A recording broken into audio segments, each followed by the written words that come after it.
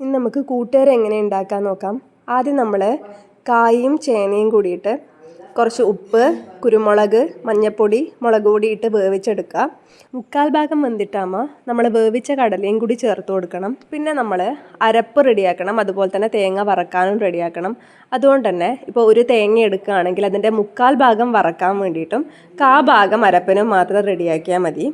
ആദ്യം നമ്മൾ തേങ്ങയും ജീരകവും കറിവേപ്പിലയും ഇട്ട് അരച്ചെടുക്കണം. ഇത് വെന്തിട്ടാകുമ്പം ആ പേസ്റ്റ് ഇതിലേക്ക് ചേർത്ത് കൊടുക്കുക. പിന്നെ നമ്മൾ തേങ്ങയുടെ വറവ് റെഡിയാക്കണം. ആദ്യം വെളിച്ചെണ്ണയിൽ ജീരകം ഉഴുന്നുപരിപ്പും ഒരു ബ്രൗൺ കളറാകുമ്പോഴത്തേക്ക് ആവശ്യത്തിന് തേങ്ങ ചേർത്ത് കൊടുക്കുക. അത് നല്ല ബ്രൗൺ കളറാകുമ്പോഴത്തേക്ക് നമ്മളിത് കറിയിലേക്ക് ചേർത്ത് കൊടുക്കുക.